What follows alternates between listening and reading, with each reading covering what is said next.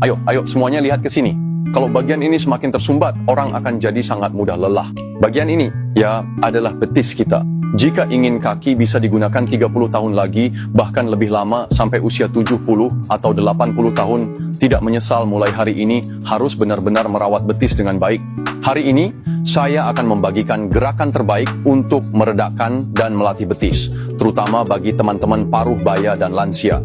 Gerakan ini paling sederhana, jangan bilang tidak ingin belajar.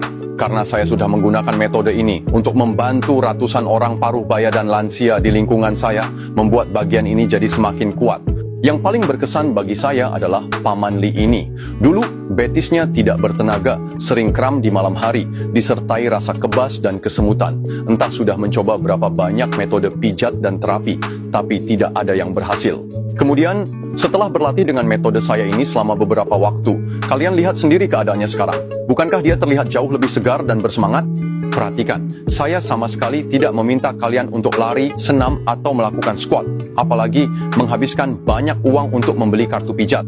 Kalian hanya perlu duduk di rumah setiap hari, lakukan gerakan ini selama 5-10 menit, maka kedua kaki kita akan langsung terasa ringan dan bertenaga. Kalau kaki sudah sehat, umur 70 atau 80 pun, jalan kaki tetap terasa ringan dan penuh semangat. Seperti pepatah bilang, penuaan seseorang dimulai dari kaki. Jadi jangan pernah mengabaikan perawatan dan latihan kaki kita. Betis adalah jantung kedua bagi tubuh kita, juga merupakan fondasi dan dinding penyangga. Ia menanggung 99% berat badan kita. Seperti saat kita berjalan, berlari, mengemudi, bahkan menari di lapangan, semua aktivitas dasar itu mengandalkan otot-otot kaki kita untuk bekerja dan berkontraksi.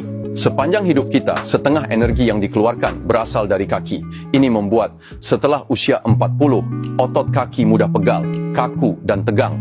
Akibatnya, area tersebut rentan penyumbatan dan stagnasi, sehingga aliran di seluruh kaki tidak lancar. Jika kondisinya parah, betis kita bahkan sering mengalami kram, dan di bagian belakang betis akan muncul garis-garis seperti cacing. Bahkan, pada sebagian orang, kegemukan di bagian atas tubuh juga disebabkan oleh betis yang tidak lancar alirannya. Sebenarnya, 99% orang hingga saat ini masih belum tahu bahwa di kaki kita sebenarnya ada 6 saklar kecil, seperti ini. Jika kalian setelah bangun tidur di pagi hari mudah mengalami mulut kering, pahit, bau mulut, kaki terasa dingin, pegal, atau kaku, semua itu bisa diredakan dan diperbaiki melalui gerakan ini. Jadi hari ini, saya akan membagikan kepada kalian satu gerakan terbaik yang paling sederhana dan praktis untuk meredakan dan melatih betis, khususnya bagi teman-teman paruh baya dan lansia, tanpa menyembunyikan apapun.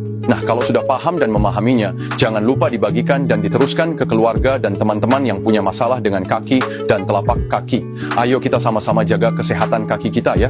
Bagus. Saya sangat menyarankan teman-teman mengalami ketidaknyamanan pada kaki tungkai, menyiapkan pelemas kaki ini rumah. Alat ini mitra terbaik membantu teman-teman paruh baya lanjut usia berolahraga rumah. Kalau tidak ada rumah, dijual supermarket besar. Harganya sangat murah, harga sekantong deterjen. Setelah membelinya, ayo Bibi, silakan pegang alat ini, bagian terbuka menghadap atas, pasangkan betis kita, gulirkan depan belakang.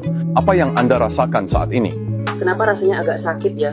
Rasa sakit itu wajar, karena ada pepatah. Jika sakit berarti ada sumbatan, jika lancar maka tidak sakit. Sumbatan di betis membuat gerakan ini sakit. Tapi tidak apa-apa, silakan lanjutkan, lakukan sampai betis kita terasa merah dan hangat. Itu tandanya sirkulasi di betis kita sudah mulai lancar. Bibi, apakah Anda merasakannya? Iya, memang terasa cukup nyaman. Selain itu, bagi kita yang sering berdiri lama, atau teman-teman yang sering merasa paha pegal, kaku, dan tidak nyaman, juga bisa menggunakan cara ini untuk melemaskan otot paha kita. Ayo Bibi, silakan lingkarkan alat ini ke paha kita. Baik, lalu lakukan gerakan menggulung ke depan dan ke belakang. Pada saat ini, kita bisa melihat dengan jelas bahwa seluruh otot paha kita sedang perlahan-lahan dilemaskan dan dirilekskan. Maka, pada saat yang sama, rasa tegang dan kaku di paha kita sepanjang hari juga akan ikut terlepas. Untuk gerakan ini, setiap hari kita bisa melatih paha dan betis masing-masing selama 5-10 menit.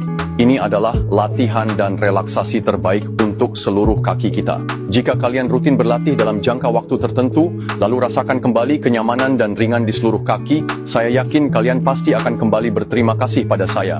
Namun terakhir, saya ingin mengingatkan kalian sekali lagi, saat memilih alat relaksasi ini, pastikan memilih yang 9 roda, bahannya bagus, ramah di kulit, dan tidak berbau, supaya lebih nyaman saat digunakan.